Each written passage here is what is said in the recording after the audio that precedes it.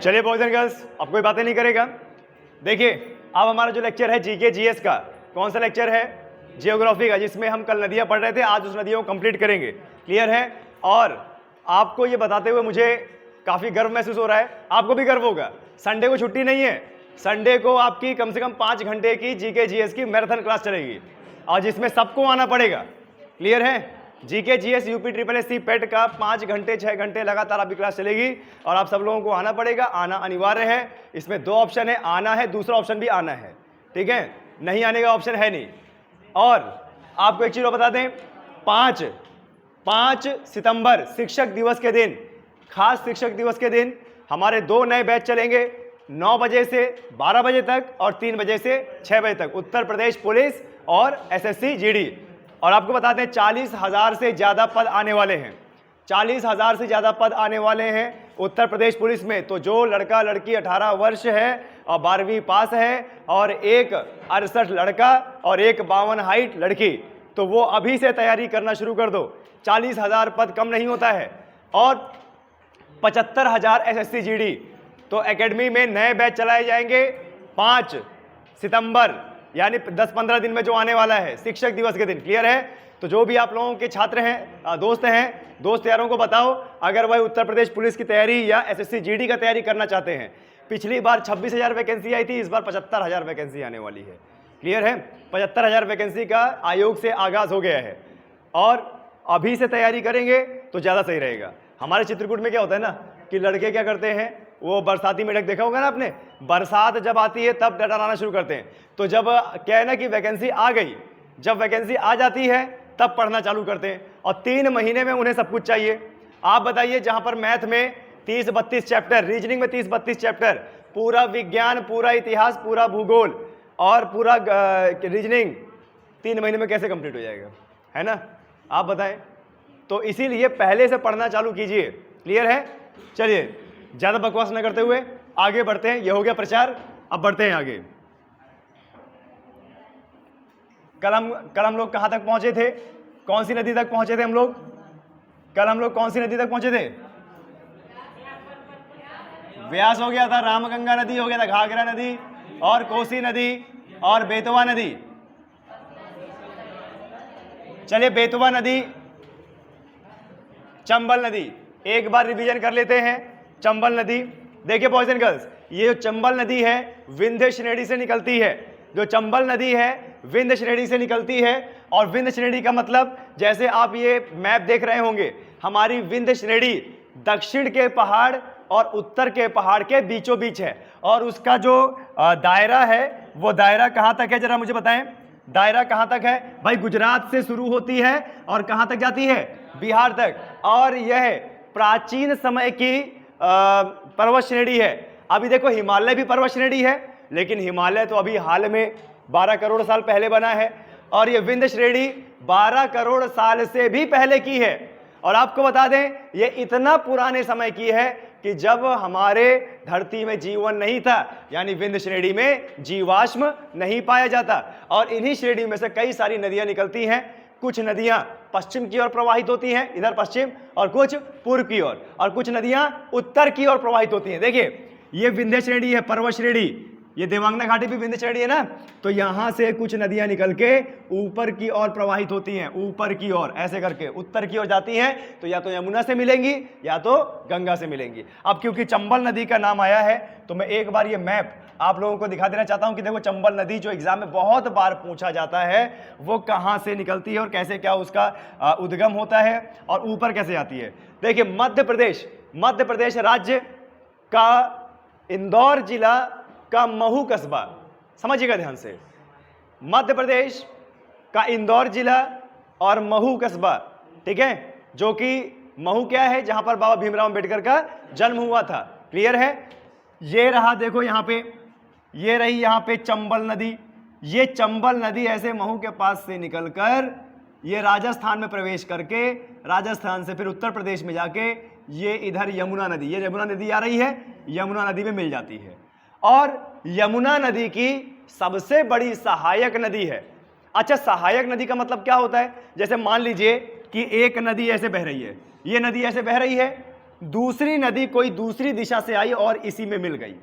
समझिएगा ध्यान से, एक नदी बह रही है और दूसरी नदी कहीं दूर जगह से, अलग जगह से बह के आई और इसमें मिल गई, यही क्या होती है? सहायक नदी, यानी सहायता कर रही है ना। अब आप ये बताइए, मान लीजिए कि ये यमुना नदी आ रही है और चंबल नदी भी इसमें मिल जा रही है, तो चंबल नदी का पानी यमुना नदी में जाएगा, यानी यमुना नदी का जल भराव ज्यादा होगा, तो जल भराने में मदद कर रही है ना, इसीलिए क्या? सहायक नदी। तो चंबल नदी हमारी क्या है जरा बताएं? यमुना नदी की सबसे बड़ी सहायक नदी। और आपको बता दें, ये ऐसे राजस्थान से बहते हुए और मध्य प्रदेश और उत्तर प्रदेश में एंटर करती है, तो ये इसकी जो रफ्तार है वो इतनी तेज रहती है कि बीहड़ का निर्माण करती है। कैसा? बीहड़ का निर्माण। अब ये बीहड़ क्या होता है आपको बता दें। जैसे मान लीजिए कि हमारे पास एक जमीन है ऐसे करके, और इसके ऊपर पेड़ पौधे हैं और नदी यहां से बह रही है, ठीक है? तो नदी ये किनारों को काटते हुए जाती है, ये नदी ऐसे किनारों को काटती हुई जाती है, तो जो बहुत चौड़ी जमीन होती है ऊंचाई में, वो कट कट के मात्र इतनी ही बचती है, ऐसे करके पिलर टाइप में। आप देखेंगे जब आप झांसी से चित्रकूट की तरफ आएंगे, मैं देखा था भाई, दिल्ली से गाड़ी लानी थी मुझे, तो मैं पहली बार लेके आया था, मैंने देखा था चंबल का बीहड़ कैसे होता है। आप देखेंगे पिलर टाइप में, बहुत मोटे मोटे पिलर टाइप में, मिट्टी के, और ज्यादा चौड़े नहीं, जैसे इस दीवार से इस दीवार तक इतने चौड़े होंगे और ऊंचाई तक होंगे, और ऊंचाई तक जाने के बाद जैसे मिट्टी में, और फिर ऊपर यहाँ पे घास उगी होगी, और थोड़ी देर फिर यहाँ पे खाली जगह होगी, और फिर ऊपर ऐसे फिर जगह यहाँ पे घास वगैरह होगी, फिर खाली जगह होगी। ये ऐसे बीहड़ का निर्माण चंबल नदी के द्वारा हुआ है, और ये एकदम भूल भुलैया है। ये नीचे रास्ते होते हैं, घुमावदार रास्ते होते हैं, और ऐसे अनियंत्रित, और आप बोल सकते हो असंतुलित, और बोल सकते हो कोई पैटर्न ही नहीं है, कहीं पर भी कोई बीहड़ बन गया है। ये बीहड़ डाकुओं का अड्डा हुआ करता था। चंबल घाटी आपने सुना होगा, चंबल घाटी ना, एक से एक डाकू वहां पे। फूलन देवी नाम सुना है? फूलन देवी किसमें? चंबल के ही घाटी में तो थी। तो ये बीहड़ इतनी भूल भुलैया, घुस जाओगे पता नहीं चलेगा निकलना कहां से है। और ये बीहड़ का निर्माण कौन करती है? चंबल नदी। एग्जाम में साफ साफ पूछा गया था, एग्जाम में आपको बता दें, साफ साफ पूछा गया था कि बीहड़ का निर्माण कौन सी नदी करती है? तो बीहड़ का निर्माण आपकी चंबल नदी करती है। ध्यान दीजिएगा, आपके उत्तर प्रदेश जीके और भारत के जीके में आ सकता है। बीहड़ का निर्माण कौन करती है? चंबल नदी। सभी को मुझे लगता है इसका पीडीएफ कल मिल गया होगा, मिल गया ना? चलिए, तो एक बार इसको और रिवीजन के रूप में पढ़ लेते हैं। जो चंबल नदी है, चंबल नदी की लंबाई कितनी है? 960 किलोमीटर, और उद्गम स्थल का मऊ कस्बे के निकट जाना पाव की पहाड़ी। अच्छा, ये जाना पाव की पहाड़ी कौन सी पहाड़ी का हिस्सा है? विंध्य श्रेणी। कौन सा? विंध्य श्रेणी। अच्छा, इसकी सहायक नदी क्या है? काली सिंध, सिप्ता, पार्वती, बनास। हालांकि ये इतनी छोटी नदी है कि सहायक नदी नहीं पूछेगा, लेकिन फिर भी नॉलेज होना ज्यादा अच्छा होता है। ठीक है, आया समझ में? अच्छा, ये किसका निर्माण करती है? बीहड़ का निर्माण करती है। ठीक है, कितने राज्यों से बहती है? 3 राज्यों से, मध्य प्रदेश, राजस्थान और उत्तर प्रदेश। किसकी सबसे बड़ी सहायक नदी है? यमुना की। याद हो गया? अब तो नहीं भूलेगा। चलो आगे बढ़ते हैं।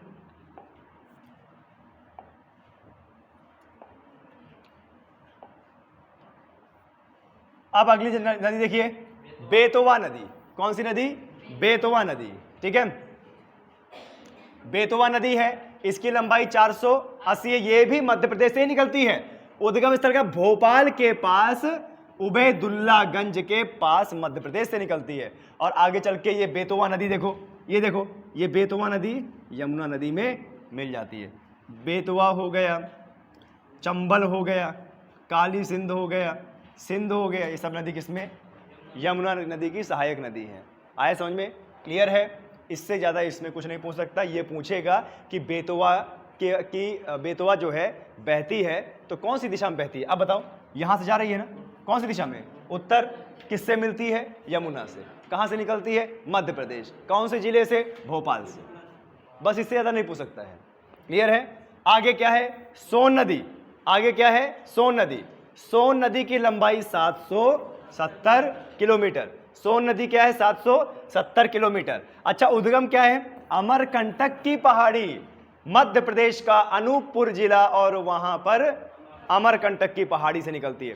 अमरकंटक की पहाड़ी से बहुत सारी नदियां निकलती हैं, और अलग अलग दिशा में जाती है। अमरकंटक से ही तो नर्मदा ताप्ती निकलती है। अब देखिए आपको बता दें, इस मैप में बता देते हैं कि ये कहाँ है, अमरकंटक कहाँ है। ठीक है, ये मैप दिख रहा है ना, ये मध्य प्रदेश है, और ये जो मध्य प्रदेश है देखिए ये यहाँ पे अमरकंटक है, ये यहाँ पे क्या है, अमरकंटक। अब देखो एक नदी ये गई नर्मदा नदी, दूसरी नदी क्या है, ताप्ती नदी, और ये क्या है, सोन, और कुछ छोटी छोटी नदियाँ जो भारत के अंदर ही समाप्त हो जाती है वो यहाँ से निकलती है। ये है अमरकंटक, अमरकंटक की पहाड़ी मध्य प्रदेश के अनूपपुर जिले में। कहाँ पे, अनूपपुर जिले में। अब देखो अलग अलग दिशा में जा रही है कि नहीं, सोन ऊपर की दिशा की ओर, और इधर नर्मदा पश्चिम, ताप्ती पश्चिम, अरब सागर में गिर रही है ना। तो अमरकंटक थोड़ा सा हमारे लिए इंपॉर्टेंट हो जाता है, और नर्मदा, ताप्ती और सोन नदी बहुत ज्यादा पूछता है इससे। क्लियर है। तो अमरकंटक कहां पे है, मध्य प्रदेश में ना। कौन सी पहाड़ी का हिस्सा है, छोटा नागपुर और कैमूर की पहाड़ी और विंध्याचल श्रेणी। ठीक है, इन सब से घिरा हुआ है ये। क्लियर है, आए समझ में। क्या है फिर बोल रहा है, सोन नदी पढ़ना था ना, सोन नदी लंबाई 700, उद्गम स्थल क्या है, अमरकंटक की पहाड़ी। अगर आप मध्य प्रदेश का कोई फॉर्म भरोगे, एमपी पुलिस, एमपी टेट, वहां पूछ लेगा आपसे कि अमरकंटक कौन से जिले में है, अनूपपुर। कौन सा जिला, अनूपपुर। आगे देखिए सहायक नदी कौन सी है, रिहंद नदी, और रिहंद में ही बांध बना है ना, और रिहंद नदी में जो रिहंद बांध बना है ऐसी जगह पे बना है जहां मध्य प्रदेश और यूपी का बॉर्डर है। क्या है, मध्य प्रदेश और यूपी का बॉर्डर है। कुनहड़, ये खैर इंपॉर्टेंट नहीं है। सोन नदी के लिए हमारे लिए इतना ही इंपॉर्टेंट है कि अमरकंटक से निकलती है, उत्तर की ओर प्रवाहित होती है, रिहंद नदी में जाके, रिहंद नदी इसकी क्या है, सहायक नदी है। अब एक चीज और आपको बता दूं, ये सोन नदी ऐसे बहते बहते बहते बहते और आगे चल के बनारस के पास गंगा नदी से मिल जाती है। किससे मिल जाती है, गंगा नदी से। कहां पे, बनारस के पास। तो एक दिमाग में और लगाइए, अगर यह गंगा नदी में मिल रही है तो ये किसकी सहायक नदी है, गंगा की। हमें मैप में देखने में लगता है कि सोन नदी यमुना की सहायक नदी, पर सोन नदी यमुना की सहायक नदी नहीं है। सोन नदी जब मिलती है ना, सोन नदी जब मिलती है गंगा से, उससे पहले इलाहाबाद में संगम बन चुका होता है। और संगम बन जाती है तो संगम बनने के बाद गंगा ही तो आगे जाती है, और आगे बनारस के पास सोन नदी मिल गई। अब बनारस के आगे सोन नदी मिल गई तो इसकी किसकी, गंगा की सहायक नदी हुई यहाँ पे। और उसी के आगे नेपाल से निकलने वाली गंडक नदी मिल जाती है गंगा नदी में। क्लियर है, आगे चले।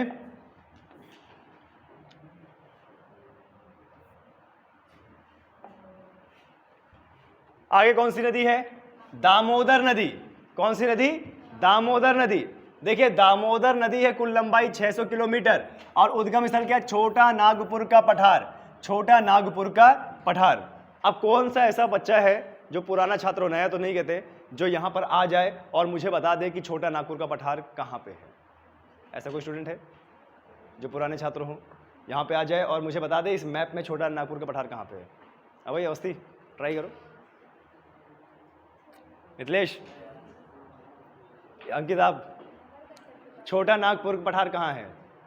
अरे अमरकंटक के पास तो है, लेकिन है कहाँ? आज छोटा नागपुर का पठार क्यों बोलते हैं इसे? पठारी क्षेत्र होगा। इधर क्या, इधर इधर ये इधर चिपनी बरवारा में। मैं बोल रहा हूँ कि यहाँ पे आके मुझे दिखाओ, झारखंड के पास।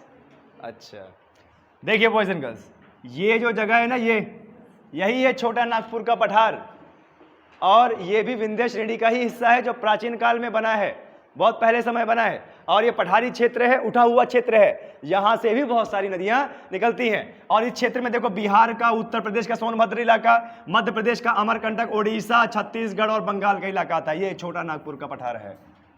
क्लियर है। अब ये छोटा नागपुर बोला है ना, तो महाराष्ट्र में पहुंच जाइएगा। महाराष्ट्र का नागपुर अलग है, और ये छोटा नागपुर पठार है, पठारी क्षेत्र है जिसको छोटा नागपुर बोलते हैं। क्लियर है। और ये इतना ज्यादा खनिज से भरा हुआ है कि कोयले की खदान, पत्थर की खदान और लोहे की खदान सब यही है। उत्तम क्वालिटी का कोयला इस क्षेत्र से निकाला जाता है और पूरे देश में वितरण किया जाता है। आपने देखा होगा ट्रेन, मालगाड़ी ओपन ऊपर से खुली रहती है ना, और वहाँ से काफ़ी सारा कोयला उसमें भर के जाता है ना। बहुत सारे लोग क्या होते हैं कि जहाँ पर ट्रेन धीरे होती है ना, ट्रेन तो इतनी लंबी होती है, तो बहुत सारा कोयला निकाल लेते हैं, और कोयला निकाल लेते हैं, दुकान में जाके बेच देते हैं। रेलवे को काफ़ी घाटा होता है इससे। दामोदर नदी कहाँ से कितनी लंबी है? 600 किलोमीटर लंबी। उद्गम स्थल क्या? छोटा नागपुर का पठार, वो रहा छोटा नागपुर का पठार भारत में। सहायक नदी कौन सी है? कोनार और जमुनिया, बराकर झारखंड और पश्चिम बंगाल से होते हुए बहती है, और मुझे लगता है पश्चिम बंगाल का शोक भी बोलते हैं दामोदर नदी को, है ना। पश्चिम बंगाल का क्या बोलते हैं? शोक भी बोलते हैं दामोदर नदी को। बिहार का शोक, दो ही शोक पूछे जाते हैं, बस दो ही शोक पूछे जाते हैं, एक बंगाल का और एक बिहार का। तो बिहार का शोक कोसी नदी है ना, और बंगाल का शोक दामोदर नदी। किसका? उड़ीसा का शोक आप महानदी को बोल सकते हो, क्योंकि वो भी काफ़ी उफान में आती है, वो भी काफ़ी उफान में आती है, और हीरा कुंड बांध बना है उसमें, और बंगाल की खाड़ी में डेल्टा बनाती है। तो उड़ीसा का जो शोक है ना, वो बहुत कम आता है। क्यों? उड़ीसा से तो ऑलरेडी बहुत सारा जीके है। अरे भीतरकनिका भूल गए क्या? चिलिका झील भूल गए क्या? उत्कल तट भूल गए क्या? श्रीहरिकोटा द्वीप भूल गए क्या? चलिए आगे बढ़ते हैं। ब्रह्मपुत्र नदी, अब अगली कौन सी है? ब्रह्मपुत्र नदी। अब इसको तो मैप में देखना ही पड़ेगा ना। देखिए बॉयज एंड गर्ल्स, ये जो ब्रह्मपुत्र नदी है, ये जो ब्रह्मपुत्र नदी है, आपको पता होना चाहिए कि ब्रह्मपुत्र नदी पर्वतीय नदी है, हिमालय के क्षेत्र की नदी है।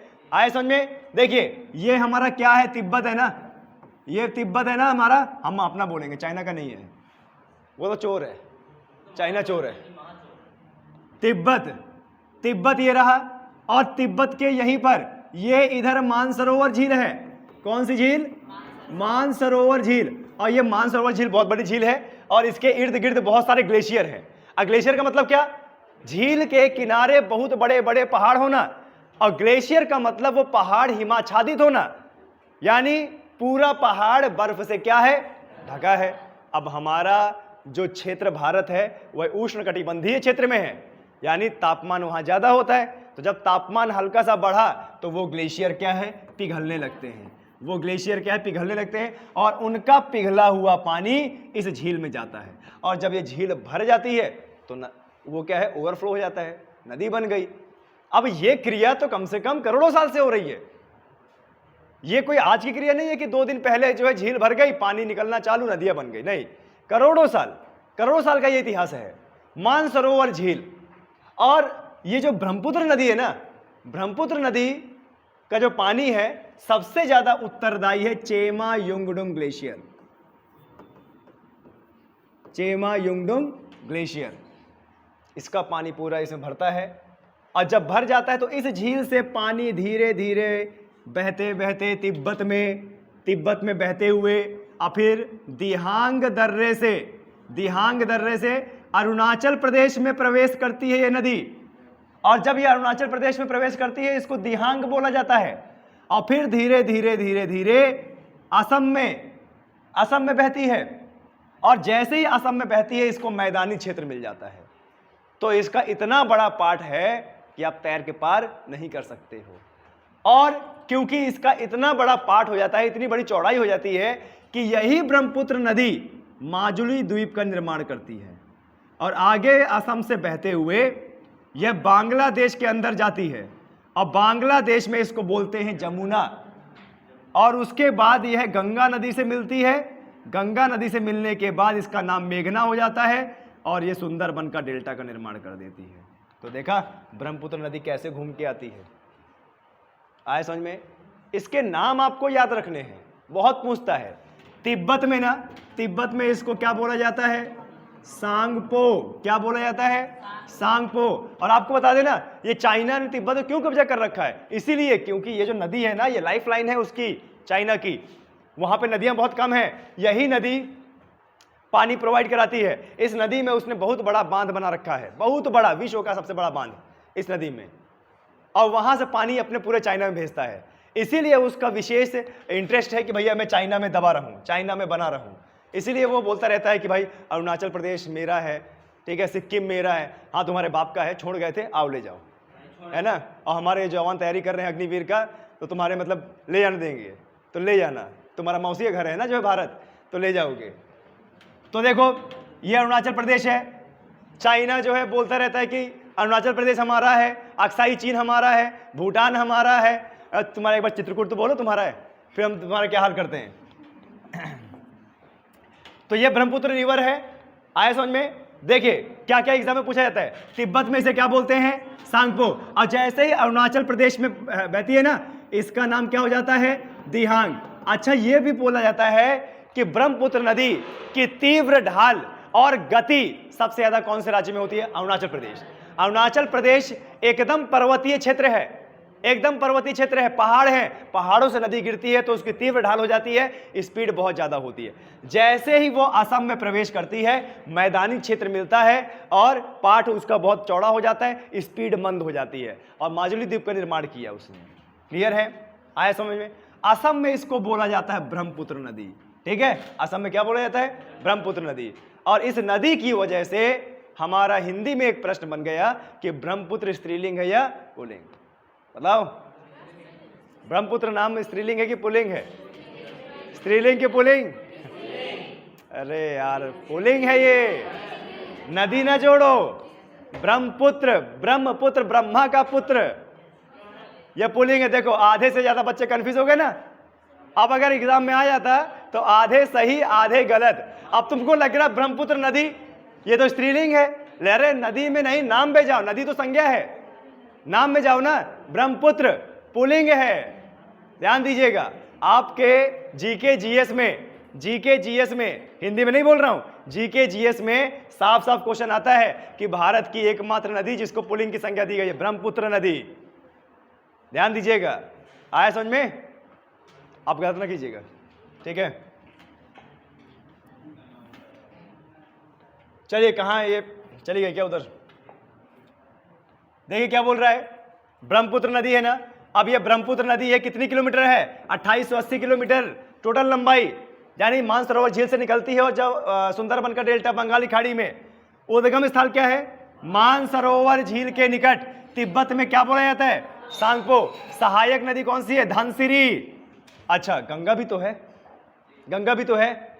अच्छा एक रंगा नदी, ये भी इसकी सहायक नदी है, असम से आती है, रंगा नदी। और रंगा नदी के किनारे ही काजीरंगा नेशनल पार्क, रंगा नदी के नाम पे पड़ा है काजीरंगा नेशनल पार्क। एक सींग का गैंडा के लिए जाना जाता है, एक सींग का गैंडा के लिए जाना जाता है ना, काजीरंगा नेशनल पार्क। अच्छा एक और नदी है, मानस नदी।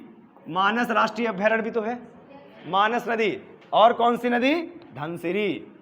ऐसे बहुत सारी नदियां हैं, लेकिन ये मुख्य याद रखना है आपको, ठीक है। अच्छा और कौन कौन सी, देखो कपिली, सुवनसिरी, मानस, लोहित, नोवा, पद्मा। अच्छा ये पद्मा कौन है, गंगा नदी।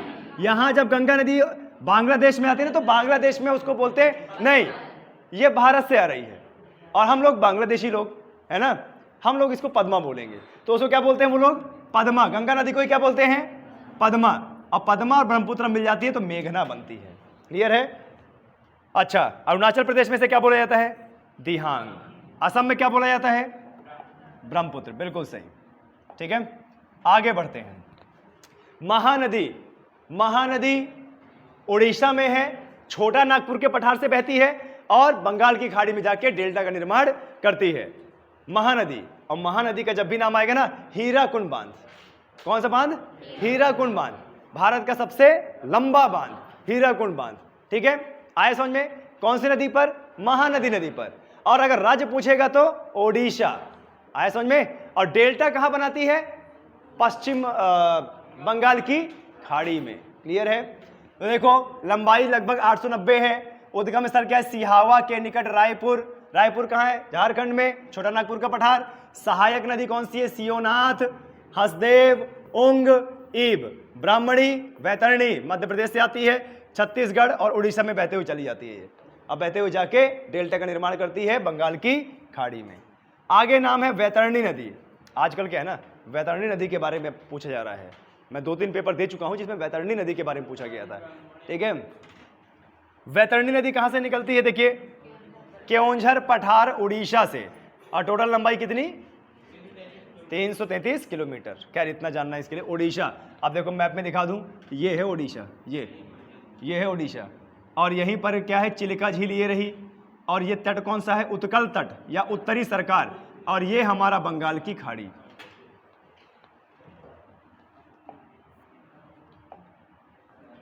आगे देखिए स्वर्ण रेखा, कौन सी नदी है, स्वर्ण रेखा नदी, क्लियर है।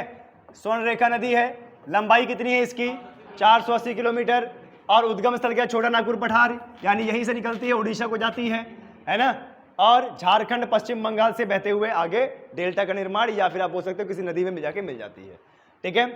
अब आते हैं हम दक्षिण भारत की नदियों में, कौन सी नदी, दक्षिण भारत की नदी में, ठीक है। कोई मुझे टाइम बताएगा कितना हुआ, टाइम तो खराब चल ही रहा है यार तुम्हारा, ठीक है 10:24, अभी बहुत टाइम है। गोदावरी देखिए, गोदावरी नदी, अब आपको बता दें ये जो गोदावरी नदी है ये महाराष्ट्र से निकलती है, पश्चिमी घाट से निकलती है, ठीक है।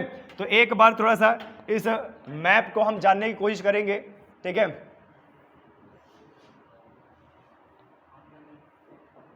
आगे बढ़ गए क्या,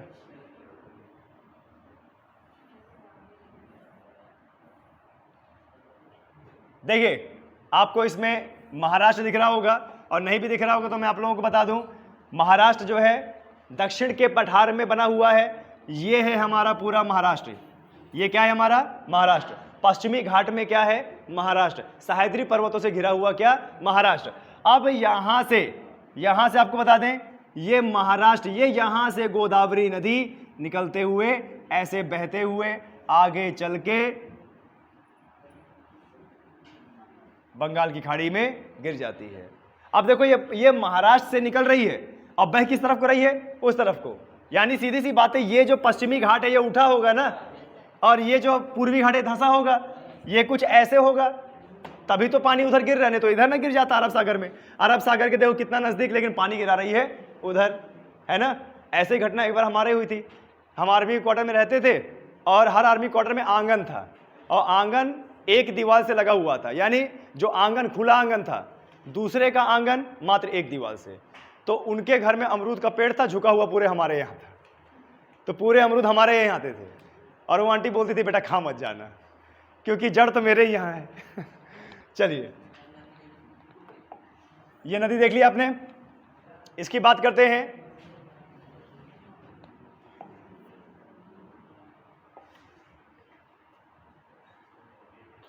गोदावरी नदी, इसकी लंबाई कितनी, 1450। ये देखिए महाराष्ट्र से यहां से निकल के आंध्र प्रदेश होते हुए सीधे कहां, बंगाल की खाड़ी में, और उद्गम स्थल कहां पे, नासिक की पहाड़ियों से, कहां से, नासिक की पहाड़ियों से, पश्चिमी घाट की पहाड़ियों से। और जब भी नासिक नाम याद आता है, महाकुंभ, महाकुंभ नासिक में होता है ना, हमारे भारत में महाकुंभ के कितने स्थल हैं, 4 स्थल हैं, कौन कौन सा, नासिक, उज्जैन, प्रयागराज और हरिद्वार, है ना, जहां पे महाकुंभ होता है और करोड़ों लोग एक दिन में स्नान करते हैं, विश्व का सबसे बड़ा धार्मिक मेला, क्लियर है। आगे देखिए सहायक नदी कौन सी है, प्राणहिता, पैनगंगा, वर्धा, वैनगंगा, इंद्रावती, मंजीरा, और ये कहां से, पुराने महाराष्ट्र से कर्नाटका होते हुए आंध्र प्रदेश को बहती है। बूढ़ी गंगा, वृद्ध गंगा, दक्षिण की गंगा, इसी को बोलते हैं बूढ़ी गंगा, वृद्ध गंगा और दक्षिणी गंगा, ठीक है। गोदावरी आए समझ में, गोदावरी। आगे बढ़ते हैं, कृष्णा नदी, बहुत इंपॉर्टेंट नदी कृष्णा नदी, और हमारे छात्र मिथिलेश को एक अभी नहीं भूलेगी, क्यों मिथिलेश, अब नहीं भूलेगा तुम्हें ये। चलिए कृष्णा जो नदी है ये भी कहां से, महाराष्ट्र से निकलती है, और आंध्र प्रदेश, कर्नाटका होते हुए आंध्र प्रदेश में जाती है, और सबसे बड़ी बात यह है नागार्जुन सागर बांध इसी में बना है, ठीक है। देखिए गोदावरी नदी महाराष्ट्र से निकलते हुए कर्नाटका होते हुए, और ये सीधे आंध्र प्रदेश में, और ये यहां पर डेल्टा का निर्माण कर दिया, ठीक है। कर्नाटका से एक नदी इधर आती है तुंगभद्रा, ये तुंगभद्रा ऐसे जुड़ जाती है, और जहां तुंगभद्रा जुड़ती है यहीं पर नागार्जुन सागर बांध बना है। बहुत सारे बच्चे कंफ्यूजन में रहते हैं, नागार्जुन सागर बांध कहां पर है, तुंगभद्रा नदी में है, कृष्णा नदी में, अरे ये दोनों के संगम में बना है, लेकिन मुख्य किरदार इसमें कृष्णा नदी ने निभाया, इसलिए कृष्णा नदी आप बोलोगे, तुंगभद्रा नहीं बोलोगे। आपको कंफ्यूज करने के लिए कृष्णा नदी तो बोलेगा, तुंगभद्रा भी बोलेगा, लेकिन कृष्णा नदी निकालना है, क्लियर है, आए समझ में। तो देखिए जरा क्या बोल रहे हैं, कृष्णा नदी महाराष्ट्र के महाबलेश्वर से सहायक नदी कौन सी है? कोयना, यरला, वर्णा, पंचगंगा, दूधगंगा। क्लियर है? घाट प्रभा, ठीक है, मालप्रभा, भीमा, तुंगभद्रा, मूसी महाराष्ट्र से, कर्नाटका से आंध्र प्रदेश को जाती है। ये देखो, महाराष्ट्र से कर्नाटका से आंध्र प्रदेश को चली गई। क्लियर है? अब आगे आते हैं कावेरी नदी। कावेरी नदी, काफी बार ये पूछा जाता है कि कावेरी नदी का जल विवाद कौन से दो राज्यों से है? कर्नाटक और तमिलनाडु। कर्नाटक और तमिलनाडु से इसका जल विवाद है। उद्गम स्थल क्या है? लंबाई कितनी है? 760 किलोमीटर। और केरकारा के निकट ब्रह्मगिरी से। सहायक नदी कौन सी है? हेमावती और लोकपावना, शिमला, भवानी, अमरावती और क्या स्वर्णवती। कर्नाटका से होते हुए सीधे कहां? तमिलनाडु। ठीक है, कावेरी नदी, ये रही कावेरी नदी, ऐसे बह जाती है अरब सागर, ये बंगाल की खाड़ी में गिर जाती है। ठीक है, अब कौन सी नदी है? अब छोटी छोटी नदी है, दक्षिण की छोटी छोटी नदी बची है। भादर नदी, यह गुजरात के राजकोट से निकलकर अरब सागर में गिर जाती है। बहुत छोटी नदी, तटीय नदी बोल सकते हो उनको, तटीय नदी, जो तुरंत तट के पास से निकली, अरब सागर में ही गिर गई, तट में ही गिर गई। शतरंजी नदी गुजरात के अमरेली जिले से निकलकर खंभात की खाड़ी में गिर जाती है। सूरत शहर साड़ियों के लिए जाना जाता है कौन सी खाड़ी के पास? खंभात की खाड़ी, खंभात की खाड़ी। ठीक है, साबरमती नदी सबको पता है, साबरमती नदी यह उदयपुर के राजस्थान के निकट अरावली पर्वत माला से निकलती है और गुजरात होते हुए खंभात की खाड़ी में गिर जाती है ना। साबरमती, साबरमती आश्रम, दांडी यात्रा, है ना, लेखपाल का पेपर, दांडी यात्रा, लेखपाल का पेपर, और दांडी की जगह साबरमती को करना था। आगे देखिए क्या है, माही नदी, ये हमारी कौन सी नदी? पूर्व में पश्चिम बहने वाली ना। माही नदी मध्य प्रदेश के धार जिले से विंध्याचल पर्वत से निकलती है, विंध्याचल पर्वत से निकलती है और इसका प्रवाह कहां पे? मध्य प्रदेश में, राजस्थान में, गुजरात में, है ना। और इसकी सहायक नदियां कौन सी? सोम एवं जाखम और एवं खंभात की खाड़ी में अपना जल गिराती है। देखिए बॉयज एंड गर्ल्स, ये गुजरात है ना, ये गुजरात है, ये है खंभात की खाड़ी, ये, और ये कच्छ की खाड़ी, ये कच्छ की खाड़ी और ये खंभात, यही है। सूरत, दमन, दीव, दादर सब यही है। आगे बढ़े, आ रहा है समझ में? अब आते हैं नर्मदा नदी। बहुत बार प्रश्न पड़ता है इसमें, नर्मदा नदी अक्सर एग्जाम में पूछ लिया जाता है। नर्मदा नदी के बारे में अक्सर एग्जाम में पूछ लिया जाता है नर्मदा नदी के बारे में। नर्मदा नदी मैकाल पर्वत से अमरकंटक की चोटी से निकलती है। ये रहा यहाँ पे अमरकंटक, और यहाँ से ये नर्मदा नदी बहते हुए मध्य प्रदेश को सिंचित करते हुए खंभात की खाड़ी में एस्चुरी का निर्माण करती है। किसका? एस्चुरी का। पश्चिम की ओर बहती है। अरे हमारे भारत की ढाल उधर है लेकिन बह इधर रही है, क्यों? भ्रंश है ना, भ्रंश घाटियों से बहती है। क्लियर है? नर्मदा का प्रवाह क्षेत्र मध्य प्रदेश में 87%, गुजरात में 11.5 और महाराष्ट्र में 1.5, यानी कितने राज्य कवर करती है? 3 राज्य। ठीक है, नर्मदा विंध्याचल पर्वतमाला एवं सतपुड़ा पर्वतमाला के बीच भ्रंश घाटी में बहती है। कौन सी घाटी? अच्छा, अब देखो एक चीज बताने जा रहा हूं आपको। ये नर्मदा नदी है ना, नर्मदा नदी के ऊपर है विंध्याचल श्रेणी, विंध्याचल पर्वत है, और नर्मदा नदी के नीचे सतपुड़ा, कौन सी है? सतपुड़ा, और सतपुड़ा के नीचे से ताप्ती नदी बहती है ना। यानी जो सतपुड़ा पर्वत श्रृंखला है ना, वो दो नदियों के बीचों बीच है, ऊपर नर्मदा और नीचे ताप्ती। अभी आर्मी के एग्जाम में ये क्वेश्चन आया था कि विंध्याचल श्रेणी और सतपुड़ा श्रेणी के बीच में कौन सी नदी बहती है? नर्मदा। ये देखिए, ऊपर विंध्याचल श्रेणी और नीचे सतपुड़ा, इसके बीच में कौन सी नदी? नर्मदा। आया समझ में? यह अरब सागर में गिरने वाली प्रायद्वीपीय है, भारत की सबसे बड़ी नदी है। अरब सागर में गिरने वाली प्रायद्वीप भारत की सबसे बड़ी नदी है। यह डेल्टा का निर्माण नहीं करती है, कंकड़ पत्थर गिराती है, एस्चुरी का निर्माण करती है। ठीक है, आगे बढ़ते हैं। खंभात की खाड़ी में गिरने पर यह ज्वार नदमुख एस्चुरी का निर्माण करती है। अब इसी की बहन को आ जाते हैं, पढ़ते हैं तापी को। इसी की बहन मान लेते हैं, ये भी अमरकंटक से निकलती है। तापी मध्य प्रदेश के बैतूल जिले के मुल्लाई नामक स्थान से निकलती है और यह सतपुड़ा एवं अजंता पहाड़ी के बीच भ्रंश घाटी में बहती है। देखिए ये सतपुड़ा है, इसी के नीचे अजंता श्रेणी और अजंता श्रेणी के बीचों बीच तापी नदी बह के अरब सागर में अपना जल गिराती है। तापी नदी का बेसिन महाराष्ट्र में 79% है और मध्य प्रदेश में 15%, गुजरात में 6%। और ये नदी कहां, पूर्व की ओर कि पश्चिम की ओर? पश्चिम की ओर, ये आपको याद रखना है, ठीक है। चलिए अब आते हैं मांडवी नदी। ये कौन सी नदी है जो पश्चिम की ओर बहती है? भाई पश्चिम की ओर बहने वाली हम दो ही नदी पढ़ रहे थे ना, नर्मदा और तापी, लूनी, साबरमती, ये सब हम इससे भी ज्यादा नदी पढ़ेंगे। मांडवी नदी, मांडवी नदी कर्नाटक राज्य में पश्चिमी घाट पर्वत के भीमगढ़ झरने से निकलकर पश्चिम दिशा की ओर प्रवाहित होती है और कहां पे गिरती है? अरब सागर में। यानी मांडवी भी नदी है जो अरब सागर में गिरती है। ध्यान दीजिएगा, बच्चे सिर्फ दो ही याद रखते हैं, नर्मदा और तापी, और गलती से अगर इनके सिवा कोई दूसरी नदी बोल दिया ना, वही ढेर हो जाएंगे। तो मांडवी नदी कहां? अरब सागर में गिरती है, ठीक है। जुआरी नदी, जुआरी नदी गोवा राज्य से पश्चिम घाट से निकलकर पश्चिम दिशा में अरब सागर में, देखिए ये भी कहां है? अरब सागर में। ये रही मांडवी, ये रही जुआरी, इधर को बहती है सब, ठीक है। गोवा की सबसे लंबी नदी, ये भी जी के जीएस बन गया। गोवा की सबसे लंबी नदी कौन? जुआरी नदी। कहां पे गिरती है? अरब सागर में। अब देखिए शरावती नदी, शरावती नदी, यह नदी कर्नाटक राज्य में पश्चिमी घाट पर्वत की अंबु तीर्थ नामक पहाड़ी से निकलती है और कर्नाटक राज्य में बहते हुए कहां? फिर आ गया ना, देखो पश्चिम में आ गया ना, पश्चिम में, ठीक है। शरावती नदी कहां? पश्चिम में गिरती है और किसका निर्माण करती है? जोग जलप्रपात।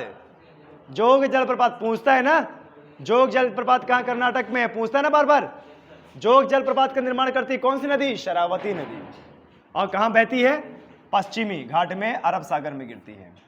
आगे पेरियार नदी, पेरियार नदी, अगली क्या है? पेरियार नदी। यह अन्नामलाई पहाड़ी से निकलती है। कहां से? अन्नामलाई। अन्नामलाई की पहाड़ी कहां पे? केरल में। और इन्हीं पहाड़ी के इर्द गिर्द इलायची की पहाड़ी, सौंफ की पहाड़ी, काली मिर्च की पहाड़ी, ठीक है जी, ओके।